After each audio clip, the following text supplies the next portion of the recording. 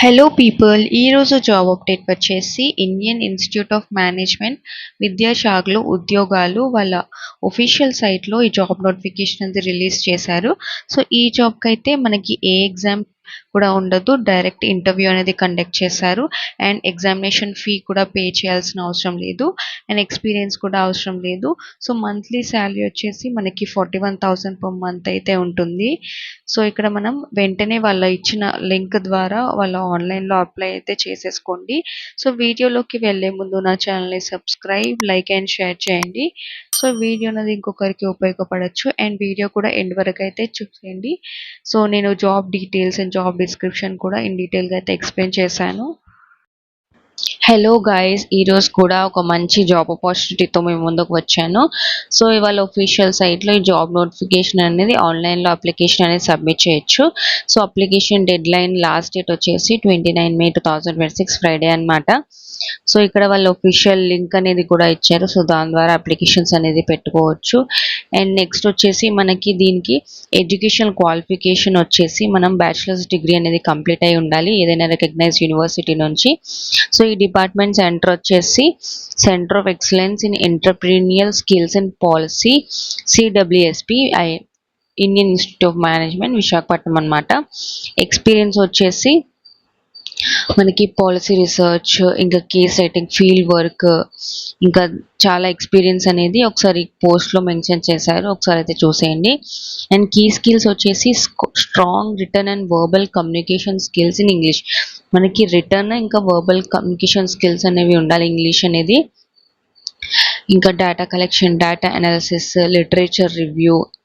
So MS ఆఫీస్లో కొంచెం ప్రొఫెషనల్సీ అన్ని కూడా ఉండాలి. వర్డ్, ఎక్సెల్, పవర్ పాయింట్ పైన కొంచెం మనకి ఐడియా చాలా డీటెయిల్గా ప్రొఫెషన్సీగా ఎంఎస్ ఆఫీస్ అనేది కూడా తెలిసి ఉండాలి. అండ్ ఇక్కడ analytical skills, statistical skills, so అవన్నీ వచ్చి ఉండాలి, నాలెడ్జ్. సో ఇంటర్వ్యూస్ కండక్ట్ చేయడానికి కూడా ఎబిలిటీ అనేది కూడా ఉండాలి. అండ్ ఇంకా డ్రాఫ్ట్ రీసెర్చ్, మల్టీ టాస్క్ చేయడానికి కూడా, ప్రాజెక్ట్ టీమ్స్ వర్క్. సో ఇలా మనకి వాళ్ళు ఇచ్చిన విధంగా స్కిల్స్ మీకు మీరు అప్లై చేసే ముందు ఒకసారి స్కిల్స్ అనేది చూసుకోండి. సో అప్లై చేసే ముందు సో వాళ్ళ స్కిల్స్ మీ స్కిల్స్కి మ్యాచ్ అవుతే మీకు జాబ్ అనేది కంపల్సరీ వస్తుంది. ఇంకా జాబ్ డిస్క్రిప్షన్ కూడా ఇన్ డీటెయిల్గా అయితే మెన్షన్ చేశారు, ఒకసారి అయితే చూసేయండి. నెక్స్ట్ వచ్చేసి మనకి ఇలా ఈ పొజిషన్స్ ఉన్నాయి కదా మనకి job role. First research associate, సిడబ్ల్యూఎస్పికి బ్యాచిలర్స్ డిగ్రీ లేదా పీజీ పోస్ట్ గ్రాడ్యుయేట్ డిగ్రీ అనేది కంప్లీట్ అయి ఉండాలి. సో మనకి దీనికి శాలరీ వచ్చేసి 41,000 పర్ మంత్ అయితే ఉంటుంది. నెక్స్ట్ మనకి మేనేజర్, సిడబ్ల్యూఈఎస్పికి bachelors or post graduate degree అనేది కంప్లీట్ అయి ఉండాలి. సో దీనికి మనకి 1 lakh పర్ మంత్ అయితే ఉంటుంది. సో ఇక్కడ మనకి ఇంకా అలవెన్సెస్ అనేవి ఏమీ లేవు. ఫస్ట్ స్టార్టింగ్ అలవెన్సెస్ అనేవి ఉండవు. And next health insurance coverage for the employee only as per institute. So health insurance coverage అనేది కూడా ఉంటుంది. ఓన్లీ ఎంప్లాయ్కి అనేది హెల్త్ ఇన్సూరెన్స్ కవరేజ్ ఉంటుంది. సో ఇదైతే కాంట్రాక్ట్ బేస్డ్ అనమాట. 2 years కాంట్రాక్ట్ బేస్డ్ అనేది కూడా క్లియర్గా మెన్షన్ చేశారు. సో మీ పర్ఫార్మెన్స్ నచ్చితే వాళ్ళు ఇంకా ఫర్దర్గా కూడా వాళ్ళు ఎక్స్టెండ్ చేసే విధంగా అయితే ఉన్నారు. సో మీ పర్ఫార్మెన్స్ అయితే బాగుంటే మీరు ఇంకా 2 years కాకుండా ఇంకా ఎక్స్టెండ్ చేస్తారని కూడా ఇక్కడ మెన్షన్ చేశారు. ఇంకా కండిషన్స్ ఏంటంటే పొజిషన్స్, వేకెన్సీస్ అనేవి అక్కడ ఇచ్చిన విధంగా కాకుండా ఇంకా వేకెన్సీస్ ఎక్కువ ఇంక్రీజ్ చేసే అవకాశం కూడా ఉంది.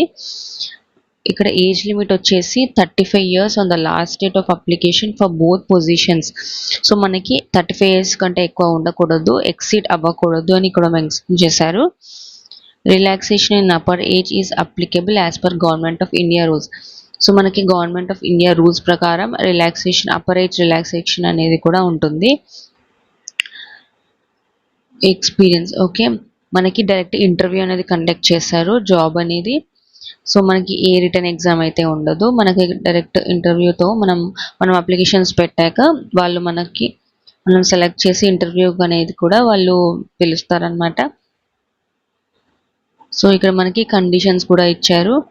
సో నెక్స్ట్ ఇక్కడ చూడండి చాలా కండిషన్స్ అనేది కూడా వాళ్ళు మెన్షన్ చేశారు. వాళ్ళ అఫీషియల్ లింక్ కూడా వాళ్ళు మెన్షన్ చేశారు. సో దాని ద్వారా మీరు అప్లై అనేది చేసుకోవచ్చు. మీకు interview so joining Indian in the institute require selected candidates join with in 30 days. So ఎవరైతే సెలెక్ట్ అవుతారో వాళ్ళు విత్ ఇన్ 30 days లోపు అయితే ఇక్కడ జాయిన్ అవ్వాల్సి ఉంటుంది. ఆఫ్టర్ ఇంటర్వ్యూ కండక్ట్ చేశాక సో ఎలా అప్లై చేయాలనేది కూడా ఉంది. వాళ్ళ ఒఫీషియల్ సైట్ www.imb.ac.in. కెరియర్స్లో మనం వాళ్ళ ఒఫీషియల్ సైట్లో లింక్ ఓపెన్ చేస్తే అక్కడ మనం జాబ్ అప్లికేషన్ అనేది కూడా ఇక్కడ మనం సబ్మిట్ చేయొచ్చు. వేరే అదర్ ప్లాట్ఫామ్స్లో వాళ్ళ ఏ ఫార్మాట్ ఉన్న అప్లికేషన్ అనేది యాక్సెప్ట్ చేయరు.